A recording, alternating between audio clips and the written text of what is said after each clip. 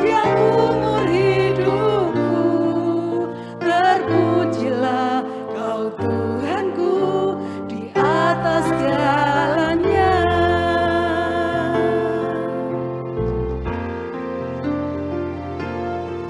Kau Tuhan menolong dalam hidupku. Ku percaya hanya kepadamu.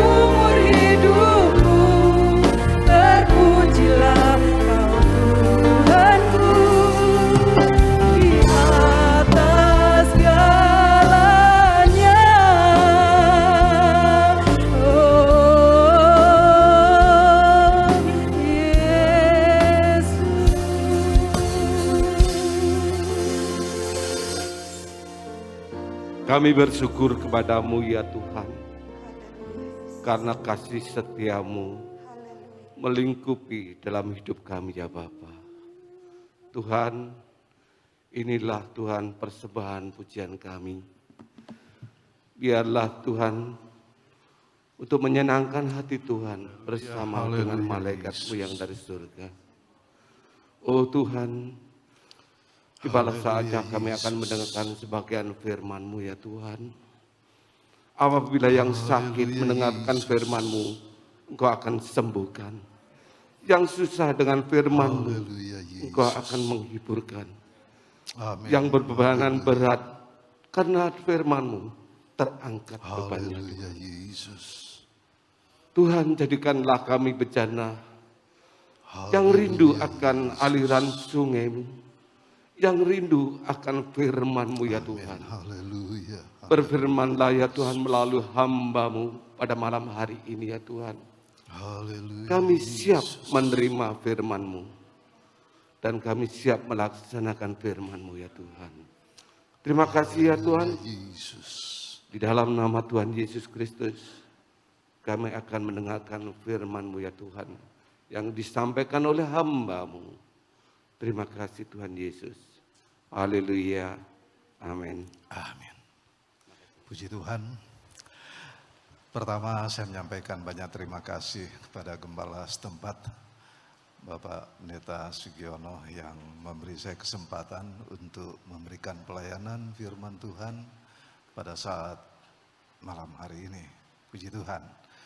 Kasih karunia Tuhan yang begitu luar biasa memelihara kita semua jemaat Tuhan, dan pemeliharaan Tuhan itu setiap hari menjadi pengalaman hidup setiap orang yang percaya kepada Tuhan Yesus.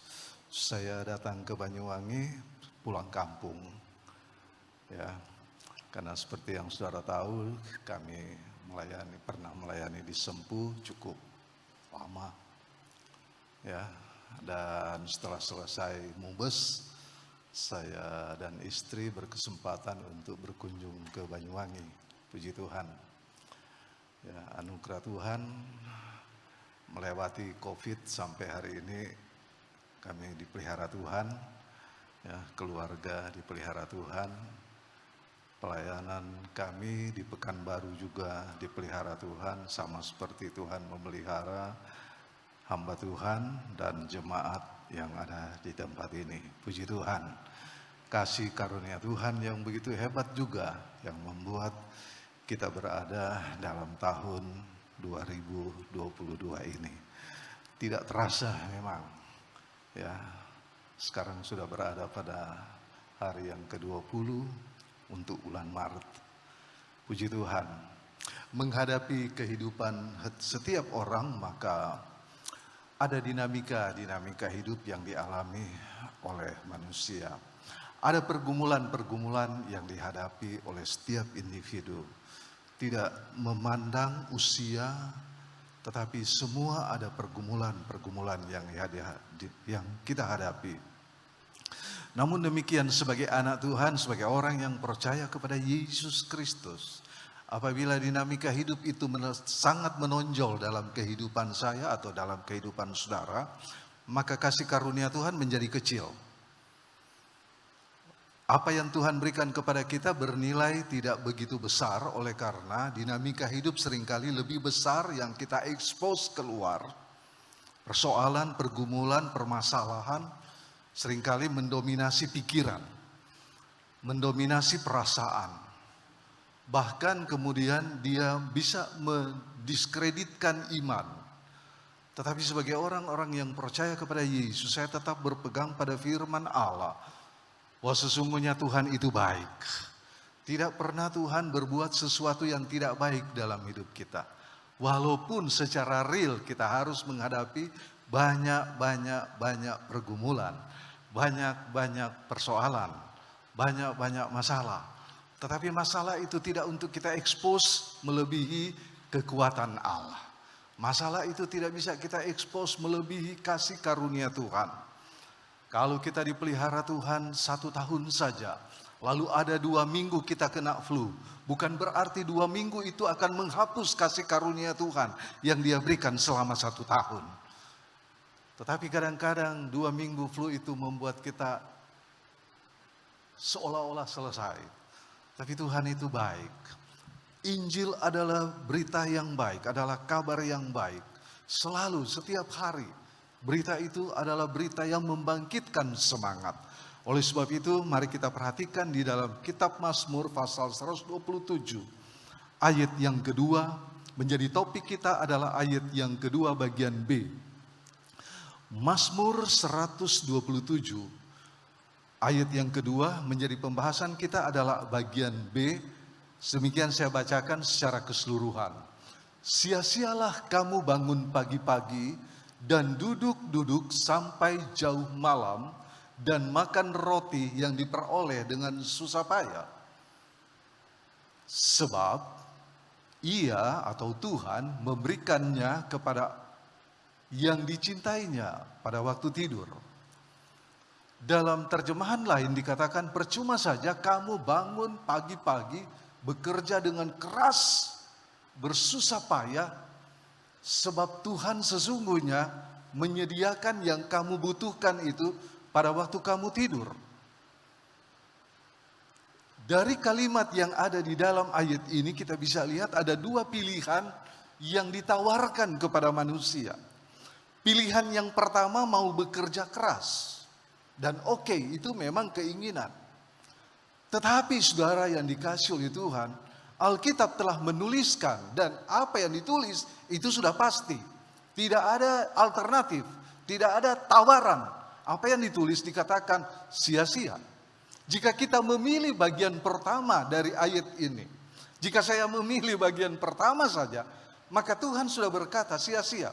Walaupun kamu seorang yang sangat giat dalam pekerjaan, walaupun saudara sangat giat dalam bisnis, walaupun saudara giat sekali dalam apa yang engkau hendak kerjakan, tetapi manakala saudara yang dikasihi oleh Tuhan, kita melupakan Tuhan, kita melupakan kehadiran Tuhan, maka Dia selalu berkata, percuma saja, sia-sia, sia-sia saja. Kamu memang mendapat makanan dari situ, dari usaha yang keras, kamu bisa makan. Tetapi sesungguhnya Tuhan memberikannya kepada mereka yang sedang tidur. Tuhan memberikan atau Tuhan menyediakan, dalam terjemahan lain, Tuhan menyediakan bagi mereka yang percaya, yang takut akan Dia pada waktu dia tidur. Saudara yang dikasihi oleh Tuhan, ada 2 pilihan yang begitu indah sekali dan ditawarkan kepada kita semua. Pilihan mana yang akan kita pilih? Saya selalu mengajarkan agar pilihlah yang terbaik. Pilih yang terbaik itu pilih menurut firman Allah. Orang di luar sana punya pekerjaan yang membanting tulang dengan habis-habisan. Tetapi Tuhan menyediakan pada waktu orang percaya itu sedang tidur. Kata lain daripada tidur dalam terjemahan lain dipakai kata sedang beristirahat. Ya, sedang beristirahat atau sedang, saudara yang dikasihi oleh Tuhan. Kalau kita berjalan di jalan tol kan ada lokasi tertentu di mana dikatakan ada rest area. Ya, kita berjalan di jalan tol, kemudian ada tawaran yang disiapkan atau ada tempat yang disediakan sebagai tempat rest area atau tempat beristirahat.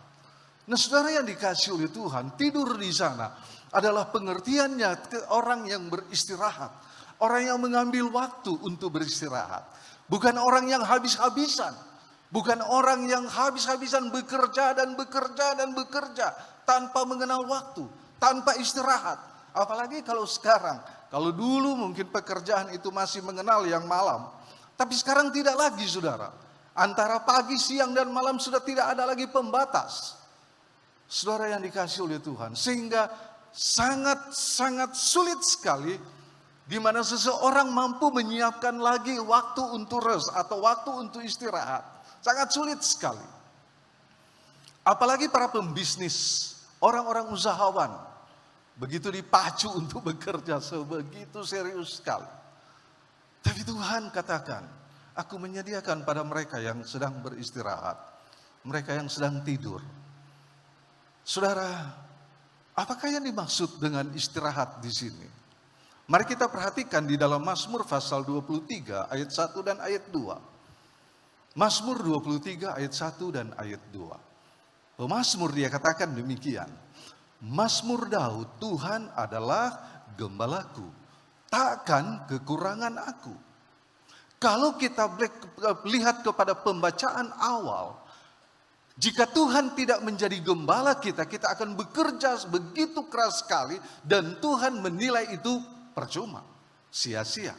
Tetapi pada waktu kita mengangkat Allah sebagai gembala kita, maka kita akan temukan Tuhan adalah gembalaku, takkan kekurangan aku. Haleluya. Pada waktu kita menjadikan Tuhan sebagai gembala, bagaimana potensi kerja saudara, bagaimana kekuatan saudara untuk bekerja, selalu Tuhan sebagai gembala itu memelihara kita. Ayat selanjutnya, ayat 2 kita perhatikan.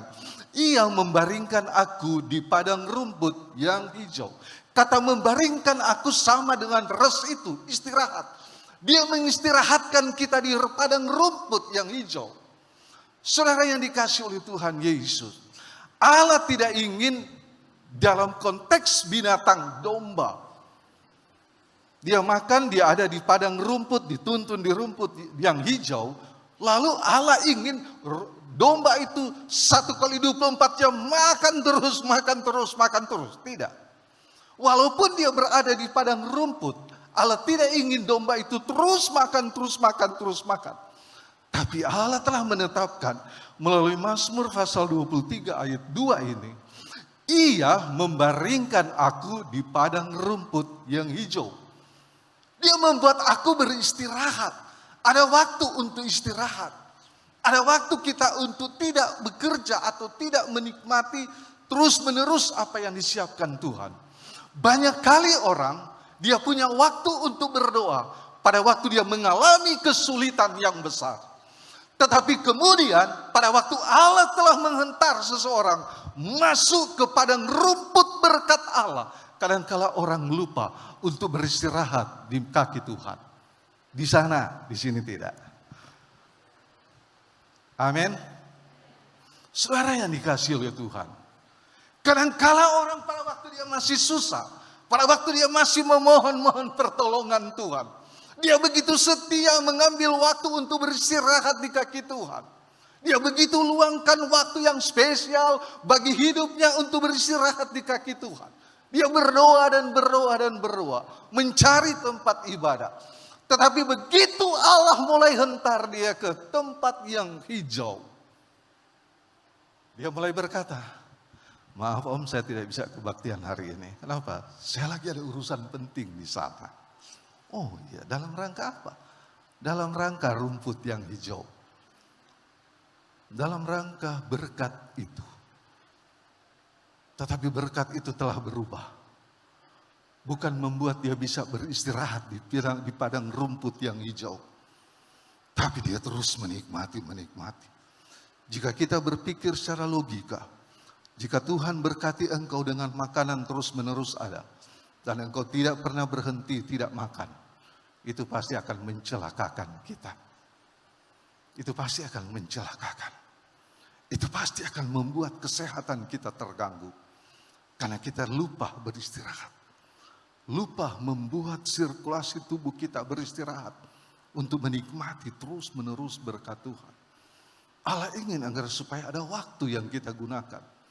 Saya harus katakan ini. Karena Indonesia sedang maju pada satu tatanan ekonomi yang baru.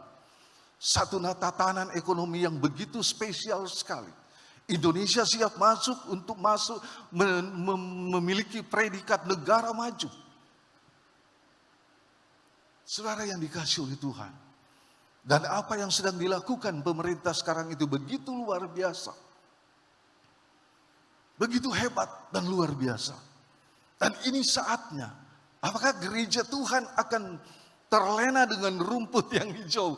Di mana kita tanpa waktu lagi untuk beristirahat. Saya berharap saya berbicara firman Allah ini. Untuk mengingatkan kita. Hari besok, bukan hari kemarin. Hari kemarin itu sudah lewat. Dan saya mau berbicara tentang hari besok dan seterusnya. Agar supaya kalau Tuhan membawa kita kepada arena berkat Allah, jangan sampai berkat itu menguasai kita.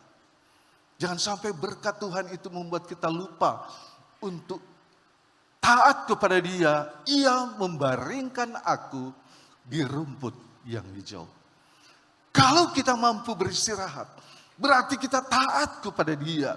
Kita mengikuti keinginan Allah. Ya buat kita bisa beristirahat. Saudara yang dikasihi oleh Tuhan Yesus, betapa hebat pertolongan Allah dalam kehidupan kita. Allah ingin pada waktu juga Dia bekerja, Dia memberikan teladan yang indah bagi kita, bukan? 6 hari lamanya Dia bekerja. Tetapi pada hari yang ke-7 Dia beristirahat. Untuk apa Dia beristirahat? Untuk Dia mengevaluasi bahwa selama 6 hari dalam pekerjaannya, pada hari yang ke-7 Dia mengucap syukur dan berkata, semua baik. Ada waktu istirahat itu untuk mengevaluasi. Waktu kita untuk diminta oleh Tuhan berbaring, beristirahat.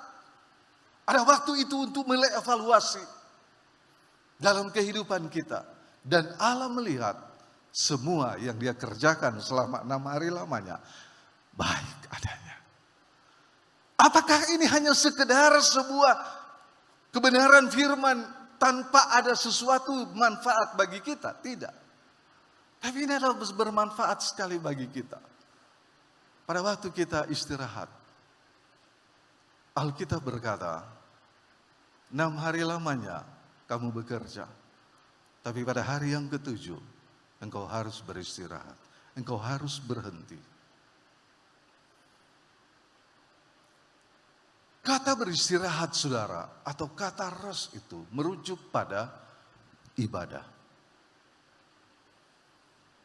Agar kita punya waktu untuk ibadah.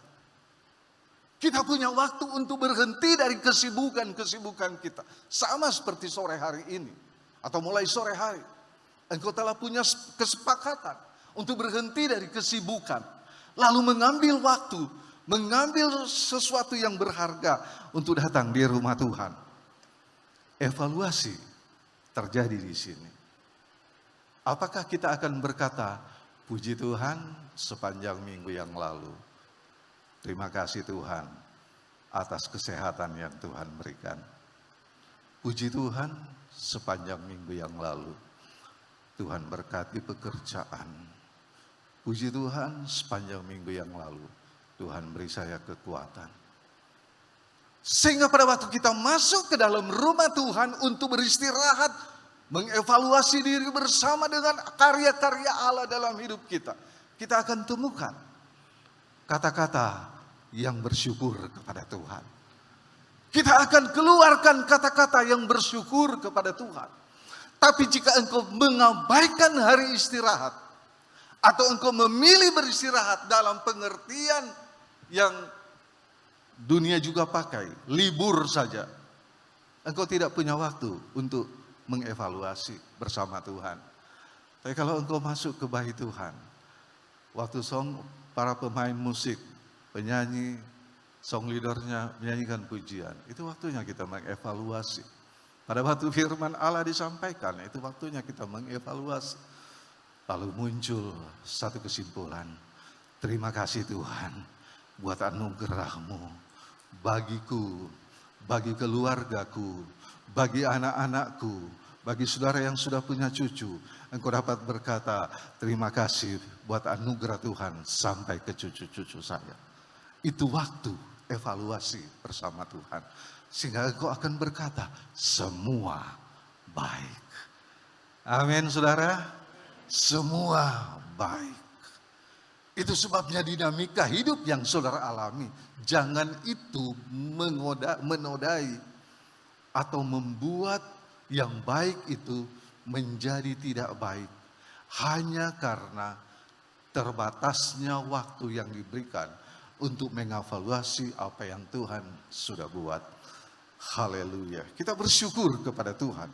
Mari kita perhatikan di dalam Keluaran pasal 31 ayat 16. Keluaran pasal 31 ayat 16. Kita bacakan, saya baca ayat ini demikian. Maka haruslah orang Israel memelihara hari Sabat dengan merayakan Sabat turun-temurun menjadi perjanjian kekal. Ayat 17, kita perhatikan ayat 17 dikatakan, antara aku dan orang Israel, maka inilah suatu peringatan untuk selama-lamanya. Sebab 6 hari lamanya Tuhan menjadikan langit dan bumi, dan pada hari yang ke-7 ia berhenti bekerja untuk beristirahat. Berhenti bekerja untuk beristirahat. Saudara yang dikasihi oleh Tuhan, mari kita lihat ke dalam hidup kita. Jika engkau biasa mengendarai kendaraan, mobil, dan melewati jalan tol, semakin panjang jalan tol yang engkau tempuh, semakin banyak tawaran berhenti di tempat rest area. Mungkin kalau dari sini, dari mana ini, Probolinggo ya, sampai Jakarta, sampai Surabaya mungkin ada rest areanya. Saudara bisa bayangkan, jika Tuhan memberikan engkau sebuah perjalanan hidup sampai ke kota Semarang, di mana semua sudah tol.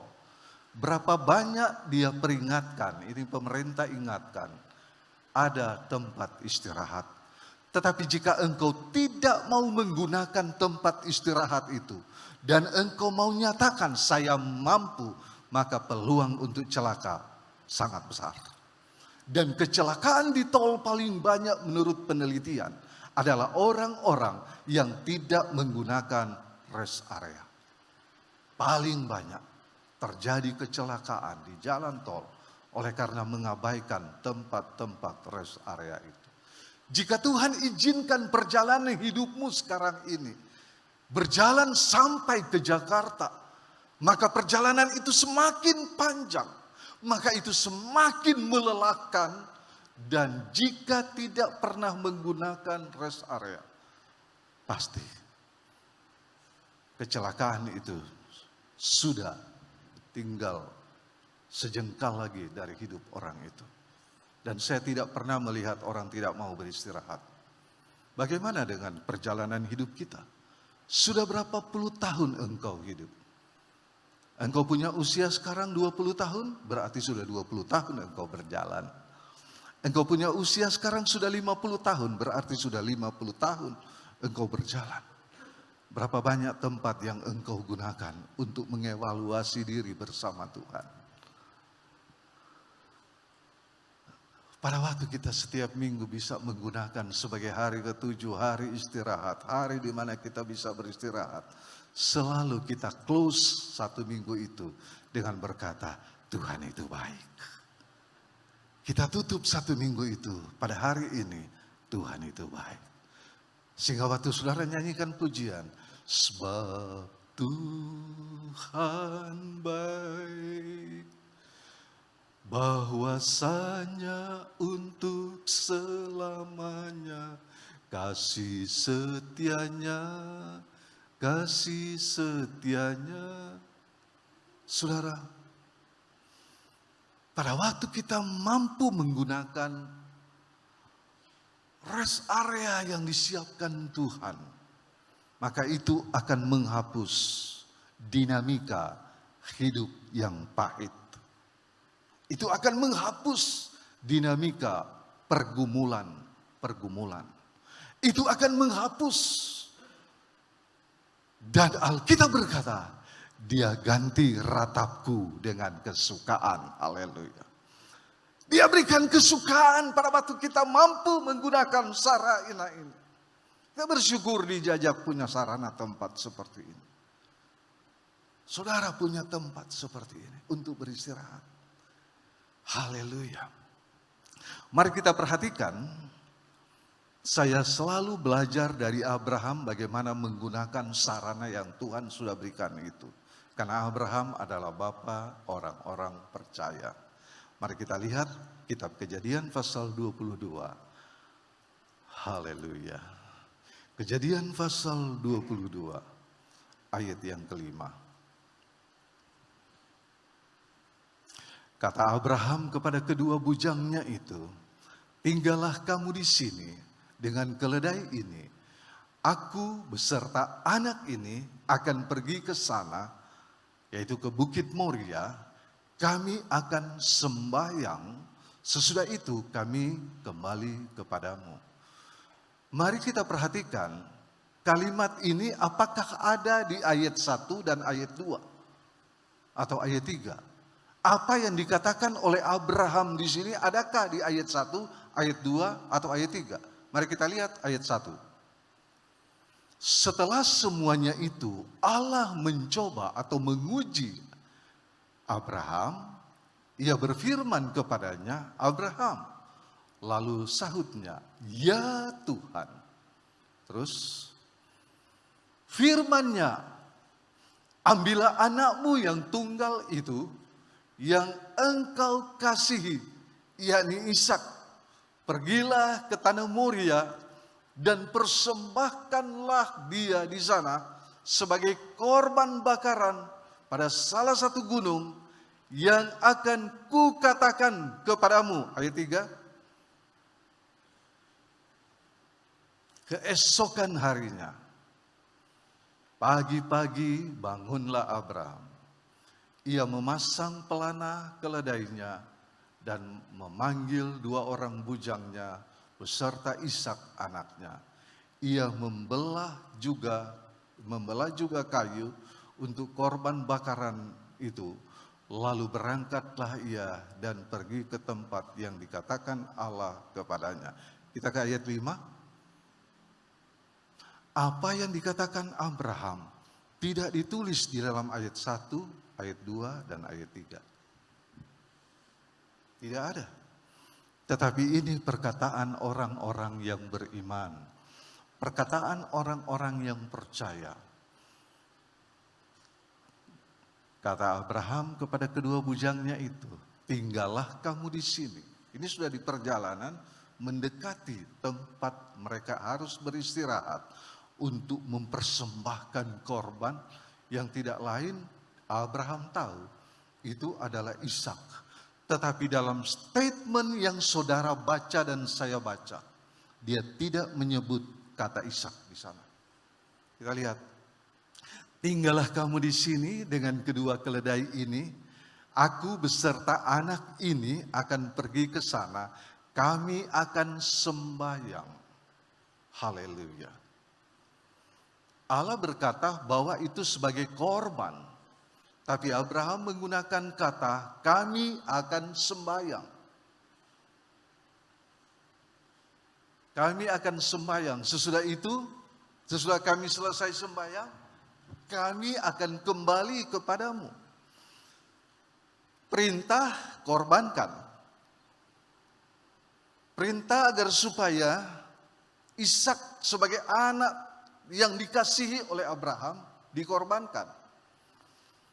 Tetapi saudara yang dikasihi oleh Tuhan, dalam ayat yang kelima, statement yang keluar sebagai orang beriman, kami akan pergi sembahyang.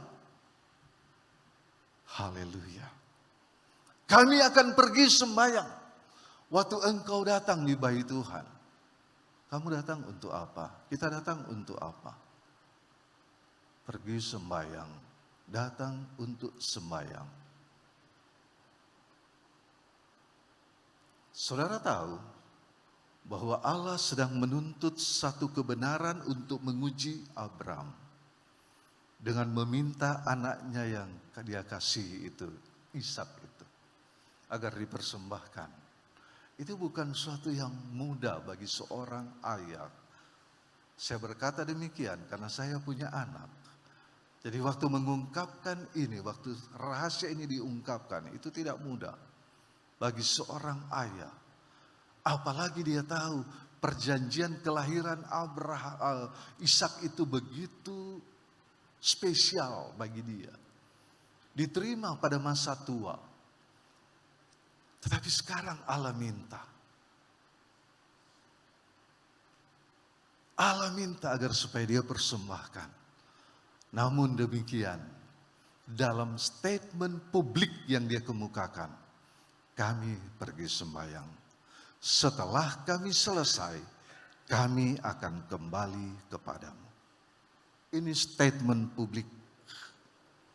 Sangat penting sekali bagi kita untuk memiliki statement publik sebagai orang-orang percaya kepada Yesus. Harus memiliki statement publik sebagai bagian daripada refleksi iman yang keluar dari dalam mulut kita. Walaupun itu tidak tertulis. Walaupun itu tidak dikatakan oleh Allah dalam ayat 1, 2, dan 3. Tetapi statement publik daripada Abraham itu menggetarkan. Itu membuat orang yang mendengar kagum dan heran. Kenapa tidak ada di ayat 1, 2, dan 3? Kenapa keluar statement publik yang begitu hebat? Kami akan pergi sembahyang. Setelah kami sembahyang, kami akan kembali kepadamu. Dia tidak berkata, saya akan kembali. Dia tahu ini akan selesai. Tapi dia tidak berkata, statement publiknya dia tidak berkata, saya akan kembali. Tapi dia tetap memakai kata jamak. Kami akan kembali kepadamu. Anak-anak Tuhan, di hari-hari terakhir ini, statement-statement publik apakah yang akan kita perkatakan di dunia yang gelap ini?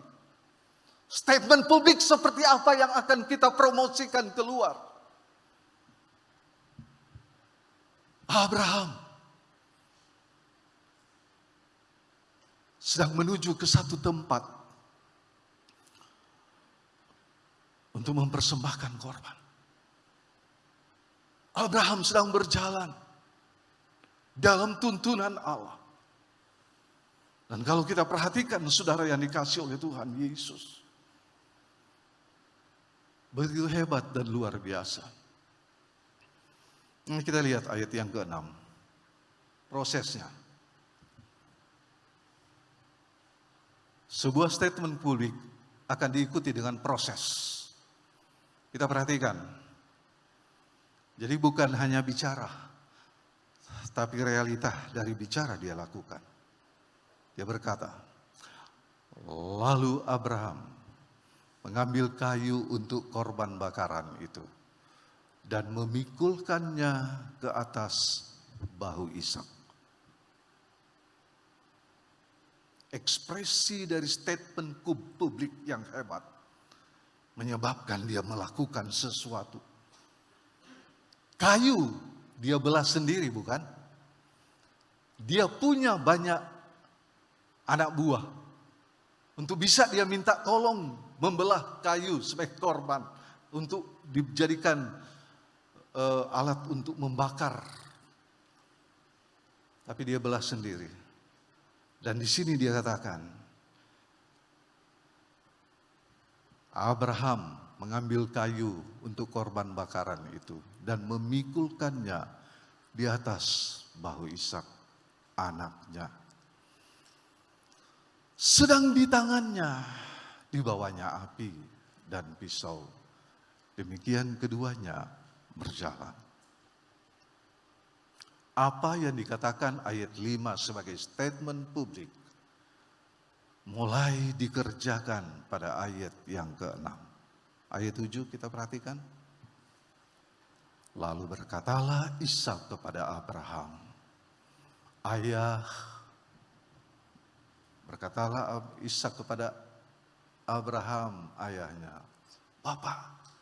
Kalau bahasa yang lazim, Papa. Papa. Sahut Abraham, ya anakku. Bertanyalah ia, di sini sudah ada api dan kayu. Tetapi manakah anak domba untuk korban bakaran itu? Mana? Ishak telah berpengalaman melihat contoh. Dia telah tahu persis kalau sudah bawa kayu bakar, sudah bawa pisau, pasti mesti ada domba. Dia sudah tahu karakter, sifat bapaknya. Kalau sudah bawa alat-alat ini, sudah pasti papa saya akan mempersembahkan sesuatu. Kadang-kala anak-anak kita akan belajar langsung dari orang-orang tua kita. Apa karakter papa? Kadang-kala tanpa saudara sadari, anak-anak lihat. Dia lihat.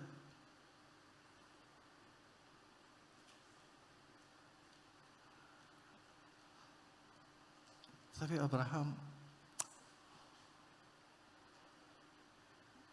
saya nyimpang sedikit ke bagian sebagai untuk pembanding saja. Bagaimana anak mencontoh orang tua. Ada seorang bapak, dia beritahu begini pada anaknya, "Nak, kamu masih anak-anak ya?" "Oh iya Pak." Si anak dengar-dengaran. "Ya Pak." "Kenapa Papa?" "Kamu jangan merokok ya," kata bapaknya. Si anak itu jawab begini, "Papa dari umur berapa merokok?" Jadi antara statement publiknya kepada anaknya, nasihatnya, dengan perilakunya bapaknya tidak cocok. Tidak cocok. Itu saya pergi ke cabang kecil itu. Untuk membawa kita bagaimana Ishak itu tahu. Bapaknya punya karakter, bapaknya punya sifat. Kalau sudah bawa kayu bakar, bawa api, ada lagi pisau, dia sudah tahu itu pasti mempersembahkan korban. Mari kita lihat selanjutnya.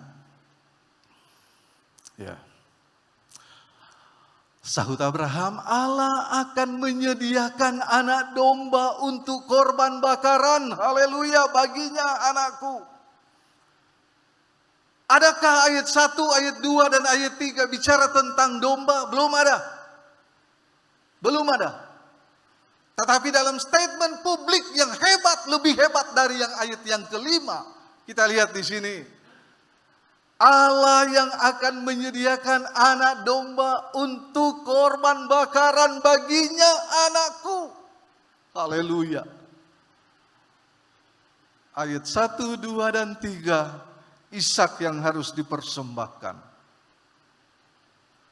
Ayat 1, 2, dan 3 tidak berbicara tentang anak domba. Tetapi statement publik seorang yang percaya, seorang yang beriman. Dia katakan, Allah yang akan menyediakan anak domba untuk korban bakaran bagi Tuhan anakku. Dan jawaban ini telah membuat Ishak yakin bahwa Tuhan itu berkuasa mengadakan. Itu sebabnya ayat 9 kita lihat.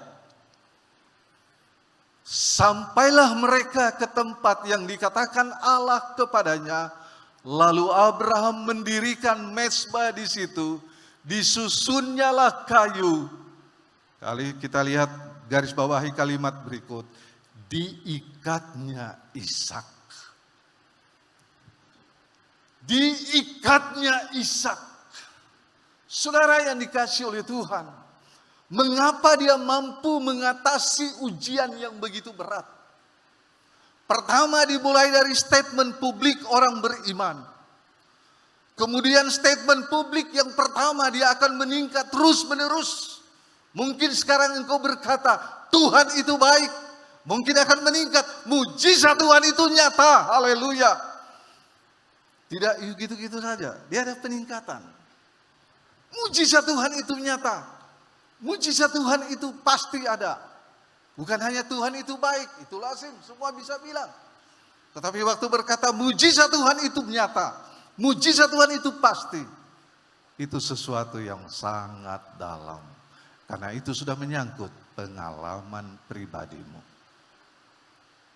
Atau engkau berkata mujizat Tuhan itu pasti ada. Itu bukan soal orang lain. Tapi itu pengalaman pribadi saudara. Kekristenan adalah pengalaman dengan Tuhan. Kehidupan kekristenan adalah pengalaman pribadi dengan Tuhan. Sekarang Ishak diikat. Diikat. Kenapa harus diikat? Bukankah Ishak itu manusia? Yang dia bisa katakan, udah anakku Ishak, Tuhan minta kamu yang dikorbankan. Ada? Tidak ada. Dia tidak berkata demikian. Tapi dia diikat. Saya mau beritahu, kadangkala kita tidak mampu menggunakan hari istirahat oleh karena Ishak tidak diikat. Yang dikasihi, yang diberi oleh Tuhan dalam hidup saudara, tidak mampu saudara ikat. Akhirnya dialah yang mengikat kita. Pada waktu seseorang diberkati oleh Tuhan di padang rumput yang hijau, kadangkala berkat mengikat kesibukan saudara. Kadangkala berkat-berkat itu mengikat. Itu sebabnya Abraham tunjukkan cara yang terbaik. Dia yang berinisiatif mengikat Ishak. Siapa Ishak? Ishak dalam hidup saudara sekarang ini. Yang paling saudara sayangi. Yang paling saudara kasihi. Ada orang pada waktu dia baru menikah, dia berkata begini, Om tolong doakan Om supaya saya punya anak. Begitu dia punya anak, dia tidak punya waktu untuk Tuhan lagi. Dia bilang, Om saya sibuk ngurus anak saya. Di sana, sini tidak ada. Om saya lagi sibuk kentar anak saya. Om saya lagi sibuk begini. Awalnya dia bilang, Tuhan kalau Engkau kasih anak pada saya akan lebih mengasihi Engkau. Begitu Tuhan kasih anak, dia bilang sama gembalanya, bukan Pak Sugiono ya. Dia bilang sama gembalanya, Om mohon maaf ya, saya nggak punya waktu karena saya ngurusin anak saya. Saudara lihat, iman Abraham, dia ikat Ishak. Hal-hal yang kita dikasih oleh Tuhan, jangan sampai itu lebih saudara kasihi. Rumah saudara, kekayaan saudara, deposito saudara, uang saudara, jangan sampai itu mengikat saudara. Tapi sebaliknya, kita harus ikat itu. Ishak yang dikasihi, sudah ditulis, yang engkau kasihi. Ishak yang engkau sayangi. Ishak yang engkau minta daripadaku. Ishak yang engkau gumuli bertahun-tahun. Ishak yang pernah engkau berkata, oh hambaku yang akan memperoleh warisanku, bukan anakku yang akan memperoleh. Sekarang Ishak lagi remaja, lalu diminta oleh Tuhan. Apa yang engkau sayangi, yang tidak diberikan oleh Tuhan kepadamu? Sebagai orang percaya saya mau katakan, semua yang engkau punya dari Tuhan. Amin. Amin. Semua dari Tuhan. Jangan sampai apa yang dia kasih itu kemudian mengikat iman kita, mengikat percaya kita. Haleluya. Pertanyaan yang paling gampang kira-kira begini. Kalau saya diberikan hadiah, contohnya saja, saya diberikan oleh seseorang, atau Bapak Chandra memberi saya hadiah Alkitab ini. Pak Chandra kasih saya hadiah Alkitab. Saya suka Alkitab ini. Atau lebih baik saya jangan pakai kata Alkitab, karena itu menjadi bias. Saya suka yang dikasih oleh Bapak Chandra, melebihi saya mengasihi dia. Tuhan kasih kita berkat, lalu kemudian kita lebih mengasihi berkat itu daripada Tuhan yang memberi. Pelajaran hari ini Tuhan menyediakan hanya pada orang-orang yang mampu merefleksikan kasih-Mu kepada Tuhan. Sama seperti Abraham, mampu merefleksikan kasihnya kepada Allah dalam ujian yang berat itu. Jadi kasihilah dia yang memberi daripada barang yang dia beri. Kasihilah dia lebih daripada kesehatan yang dia beri kepada kita. Kasihi dia lebih daripada berkat-berkat yang dia kasih kepada kita. Kasihi dia lebih dari rumah yang dia kasih. Kasihi dia lebih dari perusahaan yang dia berikan kepadamu. Kasihi dia lebih dari toko yang engkau miliki. Kasihi dia lebih dari anak-anakmu yang Tuhan berikan kepadamu. Maka yang disediakan Tuhan itu hebat bagi saudara. Kalau engkau hanya kasihi yang dia kasih sekarang, itu hanya untukmu sendiri. Hanya untuk saya. Tapi jika engkau mengasihi dia pemberi, maka dia akan turunkan apa yang dia beri itu sampai kepada anak cucumu. Haleluya. Engkau tidak usah siapkan warisan, harus begini, harus begini, harus begini. Nanti Tuhan yang siapkan semuanya. Tuhan yang akan atur. Anak-anakmu akan diatur oleh Tuhan. Saudara yang dikasihi oleh Tuhan Yesus. Kita sampai di situ ya, diikat. Ishak itu harus diikat. Harus diikat. Harus diikat. Selama Ishak yang kita kasih itu tidak berani kita ikat, akan terbalik dia yang akan mengikat kita. Karena berkat itu sifatnya menguji. Berkat apapun yang Tuhan kasih itu sifatnya menguji. Menguji kita, menguji saya. Haleluya. Saudara yang dikasihi oleh Tuhan Yesus. Pada waktu Ishak diikat, kalimat selanjutnya, ayat selanjutnya, coba.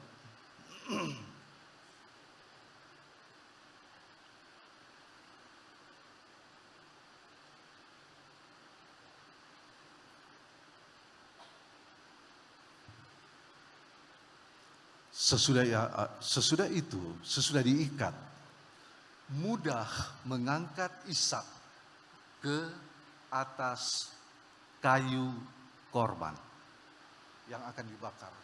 Mudah untuk mengikat. Kalau saudara tidak ikat, kalau Ishak tidak diikat, dia bisa lari.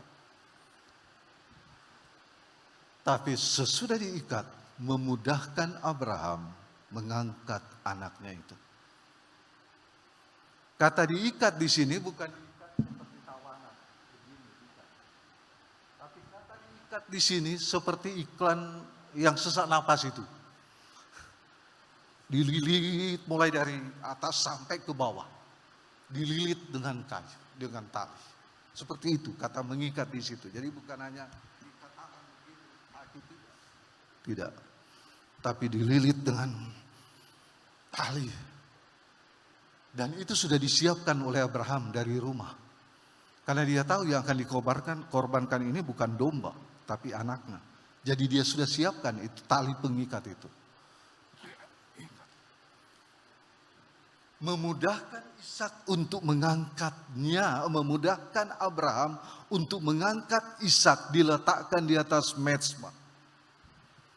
Saya mau beritahu, selama kita belum mampu mengikat yang Tuhan beri kepada kita, sulit saudara bawa itu di atas mezbah. Sulit saudara bawa di atas mezbah. Kenapa?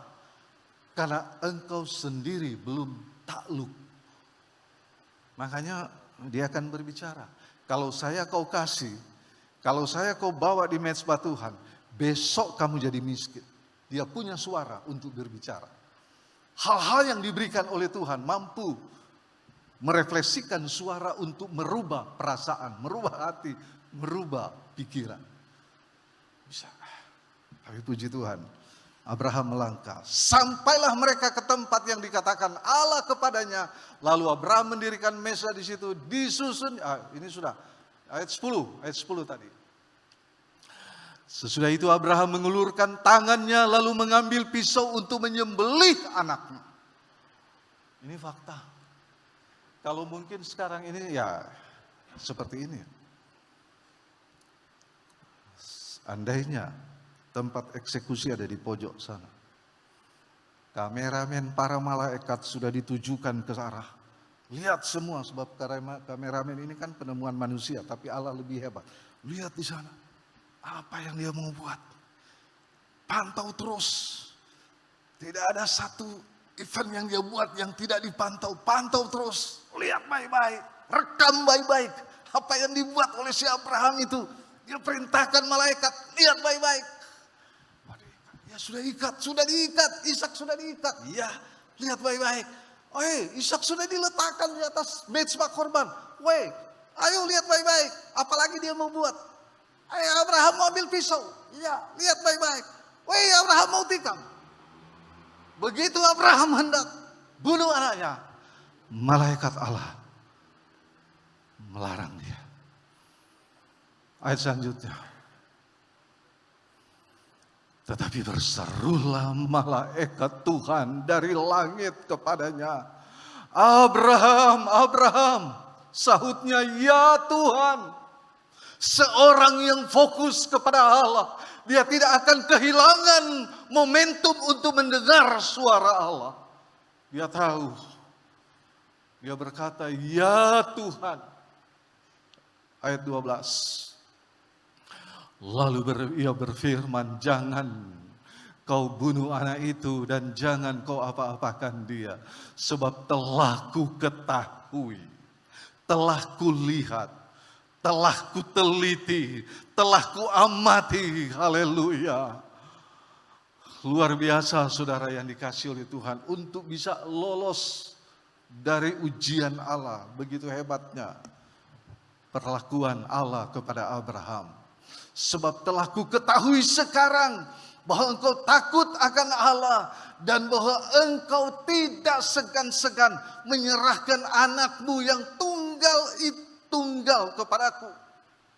Sudah tahu hasil, dan sekarang hasil rekaman itu selalu diputar. Sudah hebat. Mari kita lihat ayat selanjutnya. Lalu Abraham menoleh dan melihat seekor domba jantan di belakangnya yang tanduknya tersangkut dalam belukar. Abraham mengambil domba itu lalu mengorbankannya sebagai korban bakaran pengganti anaknya. Benar terjadi statement publik dari Abraham, Allah yang menyediakan anak domba. Benar terjadi? Amin. Terjadi kan? Allah yang menyediakan anak domba untuk dikorbankan kepadanya. Benar terjadi. Saya mau beritahu, statement publik orang percaya. Mungkin sekarang engkau belum lihat, tapi engkau terus berkata, Yesus itu ajaib. Pada satu titik tertentu, keajaiban Yesus terjadi dalam hidup saudara. Keajaiban pertolongannya, keajaiban mujizatnya akan terjadi.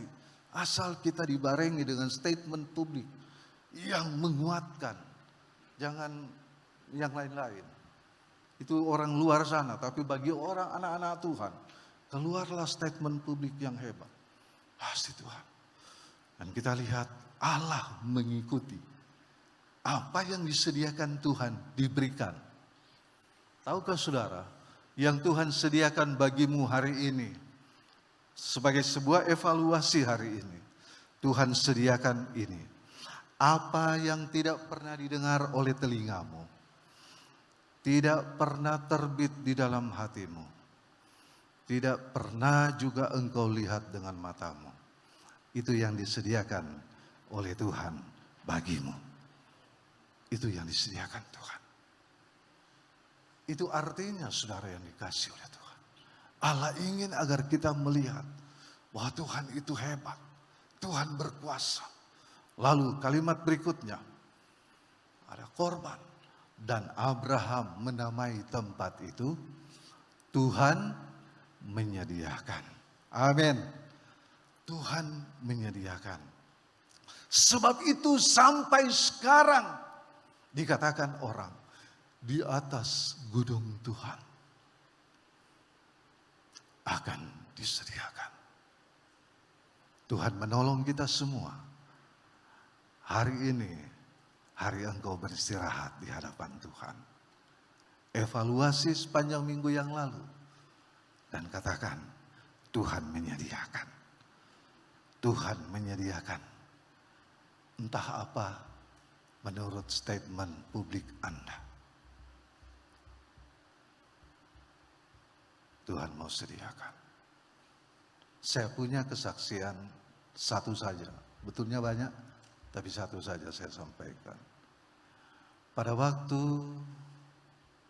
COVID baru mulai dengan aksinya itu, saudara, banyak perusahaan atau karyawan-karyawan yang gulung tikar dan di PHK. Itu di Riau. Tetapi juga di tempat lain juga saya rasa mirip-mirip juga begitu. Tapi pada saat itu, saudara yang dikasihi oleh Tuhan, jemaat berkata kepada saya, Om, sebaiknya kita adakan perluasan saja tempat ibadah. Karena memang tempat ibadah kami awalnya ruko. Ruko ukuran 5 meter kali 24. Karena ada satu jemaat dia berkata begini, benar Om, di mana-mana terjadi kesusahan. Perusahaan ini ditutup, ini, PHK karyawan banyak. Tapi statement publik yang keluar dari anak Tuhan dia berkata begini, tapi saya tidak Om. Tidak. Saya seperti bintang yang lebih bersinar di saat COVID. Wow, hebat. Luar biasa kamu. Ya Om, puji Tuhan, karena berkat Tuhan. Jadi, ayo kita perluas tempat ibadah dengan memberi satu pintu ruko lagi. Oh, oke. Karena statement publiknya, dia berkata, dia tidak. Saya seperti bintang yang lebih terang di saat COVID. Jadi sebelum COVID biasa-biasa, tapi setelah COVID lebih terang lagi. Silakan dilakukan, silakan dikerjakan. Oke. 2 bulan kemudian dia keluarkan statement, sudah selesai Om. Ruko sebelah sudah dibeli, sudah selesai, dan sekarang renovasi. Saya katakan, berapa anggaran untuk renovasi? Menyatukan 2 tempat itu dengan semua fasilitas yang ada, berapa anggarannya? Dia bilang kurang lebih 700 sampai 750 juta. Kaget juga saya. Tapi statement publiknya saya hanya bilang Jehovah Jireh. Itu, Jehovah Jireh. Kerjakan. Pada satu titik, tapi Om harus keluar dari sini. Kenapa? Karena ini akan dibongkar semua, ini akan berdebu semua. Om tidak bisa tinggal di sini. Belum lagi bunyi mesin kerangkong, membongkar tembok. Om harus pindah. Pindah kemana? Ya udah saya cari tempat kos dulu. Nah ini, saya bilang nanti Tuhan yang atur. Setelah selesai pembicaraan itu, saya naik ke tingkat atas yang terbuka. Doa saya hanya pendek sekali. Saya hanya bilang begini, Tuhan, ternyata setelah sekian tahun saya di Pekanbaru, saya nggak punya rumah. Dan sekarang saya ini karyawannya raja di atas segala raja. Ternyata saya tidak punya rumah.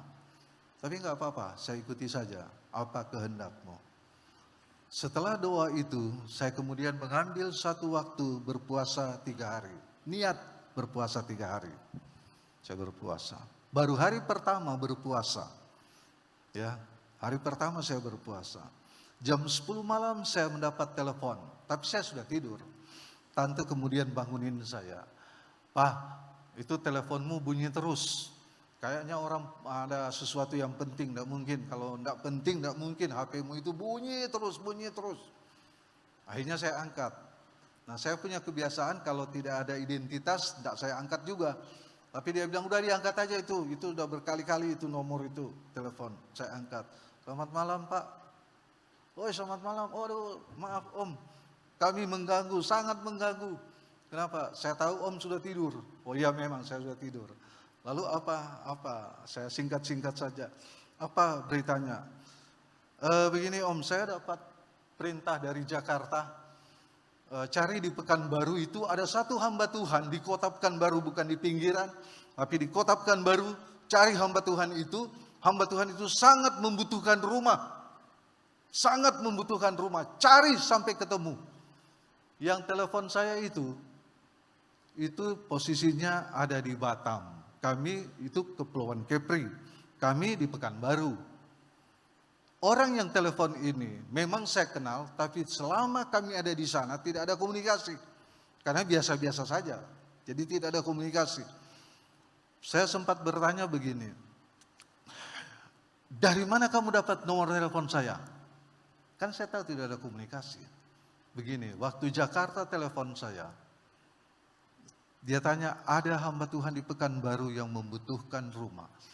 Wajahnya Om terlintas seperti begitu saja lewat, begitu saja. Lalu saya langsung menyebut. Lalu nomor telepon saya dapat dari mana? Dapat dari seorang anak Tuhan yang juga tidak pernah ada komunikasi. Herannya dia simpan nomor saya. Oh, dari dia. Berikutnya setelah selesai itu dia minta, tolong sekarang juga saya kasih nomor Jakarta. Om WA saja dulu, perkenalkan diri. Oke, saya perkenalkan diri. Itu hari pertama puasa, itu pada waktu saya terima itu jam 10 malam sampai selesai jam setengah 11 itu saya sudah hubungi dengan Jakarta. Jakarta sudah jawab saya, ya Pak, nanti besok siang jam 2 baru saya punya waktu untuk Bapak. Jam 2 siang ya, jangan lupa jam 2 siang saya baru punya waktu untuk Bapak. Jam 2 siang dia telepon saya. Ini pengen Pak Otniel ya? Oh iya. Ya, saya nama ini. Saya mau ingin tanya saja. Bapak Otniel ini pengembalaan di mana? Di Pekanbaru. Itu kota atau di kota atau di pinggir? Di kota. Oh itu. Nah, cerita punya cerita bla bla bla bla. Dia seperti seorang polisi ingin interogasi. Dia ingin interogasi saya. Agak panjang sampai agak, waduh ini apa sebetulnya? Apa tujuannya? Saya juga belum mengerti. Sudah selesai dia bicara, baru dia katakan begini, mohon maaf Pak Otniel, saya belum tahu apa isi beritanya yang sebenarnya. Saya kasih nomor satu lagi untuk Bapak hubungi, tapi perkenalkan dulu melalui WA. Ini nomor ini Bali punya. Di Bali, posisi orang ini ada di Bali. Jadi tolong Pak Otniel segera sekarang ini juga WA ke dia. Saya sudah kasih, nanti WA saja. Bagaimana saya tidak tahu, cerita selanjutnya saya tidak tahu. Saya WA ke Bali. Perkenalkan diri, saya nama ini Otniel Asa, pelayanan ini dan sebagainya. Langsung dia angkat telepon. Belum dia jawab, dia sudah telepon. Pak Otniel, saya punya rumah di Pekanbaru dan saya harap Pak Otniel cocok dan bisa tempati rumah itu. Saya bilang, Pak, Bapak tahu dari mana? Tidak usah cerita lagi Pak Otniel. Saya sudah tahu semua. Saya orang yang mempercayai hal-hal supranatural. Ini kata yang dipakai. Saya mempercayai hal-hal yang supranatural. Tidak orang yang beritahu. Tidak ada manusia yang beritahu, tapi saya percaya hal-hal supranatural. Itu sebabnya saya punya rumah di sana. Saya punya 5 unit rumah di sana. Bapak tinggal pilih saja. Saya berharap Bapak ada satu rumah di situ yang cocok dengan Bapak dan Bapak segera masuk di sana. Wih, saya kaget. Saya beritahu istri saya, kayaknya ada orang mau kasih rumah. Ah, kau jangan macam-macam lah. Janganlah, jangan beri harapan yang nol. Saya bilang, enggak, bukan harapan yang nol. Kamu kemarin baru khotbah tentang Sarah. Istri saya baru khotbah tentang Sarah. Sarah tertawa waktu mendengar bahwa Sarah akan hamil 1 tahun lagi kan. Kalau malaikat itu akan datang lagi kan, Sarah sudah punya anak kan, 1 tahun lagi. Dan Sarah tertawa, dia bilang, mana mungkin, saya sudah mati haid, mana mungkin. Jadi saya ingatkan, minggu lalu kau khotbah begitu, kamu khotbah begitu. Kamu bilang orang beriman yang tidak percaya, ya itu tertawa itu. Jadi saya balik, kamu juga sama dengan yang dikhotbahkan kemarin. Kamu tertawa juga dengar berita ini. Tidak mungkin. Saya tetap lanjutkan puasa hari kedua, hari ketiga. Karena besok paginya hari ketiga itu baru bisa dilihat. Karena waktu telepon itu sudah sore, sudah tidak punya waktu lagi untuk pergi ke daerah itu.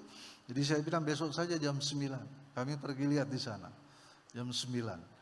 Begitu saya masuk di sana, dia sudah kontak yang dari Pekanbaru, yang memegang kunci. Lalu dia hanya tanya, bagaimana Pak Otniel, cocok enggak? Cocok, masuk. Kayak komando aja, masuk. Ini orang Tionghoa ini. Masuk saja Pak Otniel ya. Tempati saja itu. Surat-surat nanti nyusul belakang kalau saya pergi Pekanbaru. Saya berikan ini sebagai perintah yang sudah saya dengar itu. Oke. Langsung dikasih kunci. Saya tempati. Tapi ada satu statement publik yang saya tidak penuhi, pilih. Pilih di antara 5 unit rumah itu. Saya kebetulan ditunjukkan di salah satu unit rumah yang memang bagi saya karena diberi, ya oke saja, semua saya terima saja. Tapi sesudah saya masuk di situ sudah pasang AC semua, saya ingat kenapa dia suruh pilih, kenapa saya tidak pilih yang satu itu di nomor A1. Karena di A1 itu udaranya begitu bebas masuk, karena dia tersendiri, kenapa saya tidak pilih itu. Saya di dalam hati dan suara bagi saya sendiri, kenapa saya tidak pilih waktu itu? Kenapa saya sungkan ya sama yang hentar itu? Kendati yang punya dia bilang suruh pilih, saya kok enggak milih. Jadi ada sesuatu yang belum selesai. Saudara tahu 3 minggu kemudian dia WA saya. Pak Otniel, setelah saya gumuli, ternyata Pak Otniel tidak cocok di rumah itu yang Bapak tempati sekarang. Lalu di mana saya putuskan Bapak pindah di A1. Woi, jadi saya pindah di A1. Saya jawab, terima kasih Pak, apa yang Bapak atur itu dari pekerjaan Roh Allah. Pindah saya di rumah A1.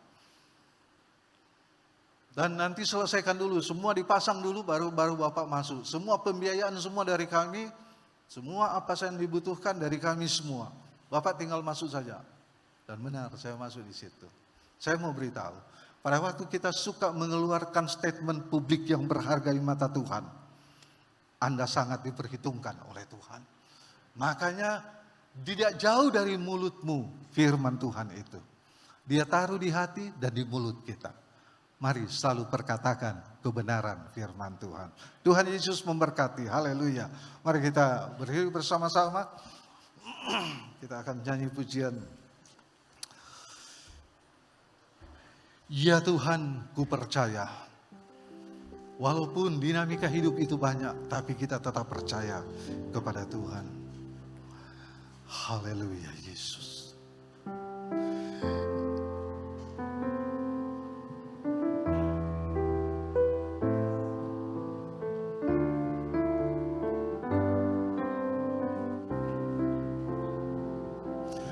Ya Tuhan, ku percaya,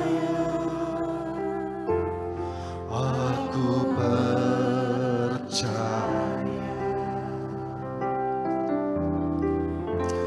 lewati lembah air mata, aku percaya. Firman-Mu ya dan amin. Firman-Mu ya dan amin. Aku percaya. Kemenangan sudah Kau jamin. Aku haleluya. Ya Tuhan, ku mari kita angkat tangan kita kepada Tuhan.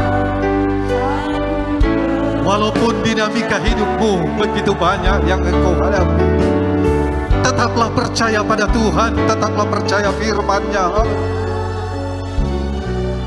Walaupun engkau harus meneteskan air mata, haleluya. Tetapi mari percaya itu harus lebih besar, haleluya. Ya dan amin. Aku percaya. Kemenangan sudah Kau jamin. Secara khusus bagi saudara yang ada kebutuhan pribadi yang tidak orang lain tahu, tapi hanya saudara yang tahu, mari saudara angkat kedua tanganmu, kedua tangan saudara angkat. Kami akan berdoa untuk saudara malam hari ini. Dia ada di sini, haleluya, haleluya. Ya Tuhan, ku percaya, haleluya, haleluya. Sambil kita nyanyikan pujian ini, haleluya. Tuhan, ku percaya. Makasih Tuhan, makasih Yesus. Haleluya, sebab Engkau baik. Haleluya. Di sini mereka berhenti, di sini jemaat sedang berhenti untuk mengevaluasi, haleluya, perbuatan Tuhan yang hebat, haleluya. Di sini mereka mengangkat tangan, kedua belah tangan mereka di hadapan-Mu. Firman-Mu ya dan amin, haleluya. Engkau menyediakan berkat, haleluya. Engkau menyediakan jalan keluar, Engkau menyediakan pertolongan, haleluya. Di dalam nama Tuhan Yesus Kristus, kedua belah tangan saudara-saudara yang terangkat, kiranya kedua belah tangan Allah menjamah, haleluya. Di dalam nama Tuhan Yesus, haleluya. Pegang kedua belah tangan mereka, haleluya. Dalam nama Yesus, beri pertolongan, haleluya. Haleluya, beri jalan keluar kepada mereka, beri kekuatan, beri pemulihan, beri kesembuhan, haleluya. Berkati mereka, haleluya. Haleluya, haleluya. Tangan-tangan yang terangkat ini, kami percaya tangan Tuhan turun atas mereka, haleluya. Malaikat tentara sorga menjamah mereka semua di dalam nama Yesus, haleluya. Dalam nama Yesus, dalam nama Yesus, haleluya. Kuasa dan mujizat-Mu terjadi, pertolongan-Mu terjadi, haleluya, haleluya, haleluya. Roh Kudus, haleluya, turun di tengah-tengah kami, haleluya. Oh,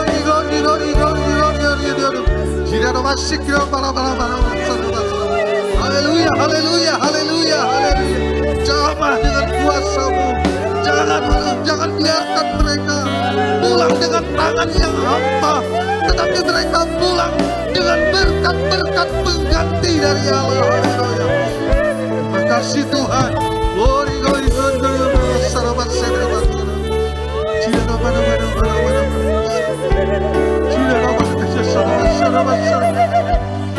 Glory, glory, glory, glory, glory, glory, glory, haleluya, haleluya, haleluya, haleluya, haleluya, haleluya, haleluya, haleluya, haleluya, haleluya, haleluya.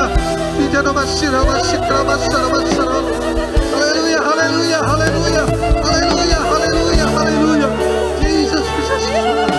Tidak ada masalah. Kuasa-Mu tidak terbatas, kuasa-Mu hebat, haleluya. Kuasa-Mu menerobos, haleluya. Dalam nama Yesus, kami percaya Engkau ada di tengah-tengah kami. Terima kasih Tuhan. Terima kasih Tuhan. Haleluya Yesus. Haleluya. Saat mereka berhenti, saat mereka beristirahat, saat itu Tuhan memberi berkat kepada mereka. Haleluya. Tidak ada mana-mana. Ya Allahku, Tuhan, haleluya. Engkau ada di sini. Kami mengucap syukur buat anugerah. Haleluya, haleluya, haleluya. Kami berterima kasih buat firman. Kami tahu firman itu akan bertumbuh dan berbuah di tengah-tengah jemaat. Terima kasih Tuhan, memberkati hamba-Mu di tempat ini, memberkati keluarga, memberkati majelis, memberkati semua jemaat dalam nama Tuhan Yesus Kristus. Haleluya. Kita semua yang percaya berkata amin.